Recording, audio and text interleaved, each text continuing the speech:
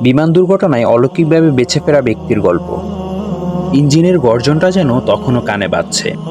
হঠাৎ সবকিছু তছনছ হয়ে গেল। এয়ার ইন্ডিয়ান সেই ফ্লাইটটি, যার গন্তব্যে পৌঁছানোর কথা ছিল, মুহূর্তেই রূপ নিল তা এক ভয়াবহ আগুনের গোলায়। আগুন গ্রাস করল ধাতব কাঠামো, আর চিৎকার মিলিয়ে গেল নীরবতায়। তারপর অন্ধকার। বিশ্বাস চোখ মেললেন ধ্বংসস্তূপের মধ্যে। শরীরটা জখম হয়েছিল, কিন্তু চারপাশের বিভীষিকার তুলনায় তিনি প্রায় অক্ষত। কোনো এক অদৃশ্য শক্তির ইচ্ছায় হয়তো তিনি ছিটকে গিয়ে বেঁচে যান। হঠাৎই তিনি উঠে বসেন, ভীত ও সন্ত্রস্ত। ভাইকে খুঁজতে শুরু করেন। অজয় নেই। দুর্ঘটনার ধ্বংসস্তূপ ঘিরে রেখেছে তাকে। বুকের ভেতর ধকধক করছে কষ্টে। তিনি বেঁচে আছেন, কিন্তু কেন?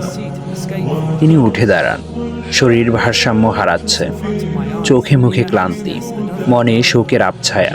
কিন্তু সেই শোকের মধ্যেই এক দুর্বল অথচ গভীর শব্দ, একটি কারণ, একটি ডাক। তিনি ভাবতে শুরু করলেন, আল্লাহ তাআলা কি তার জন্য কোনো পরিকল্পনা করে রেখেছেন, নাকি সবই কেবল এক নিছক দুর্ঘটনা?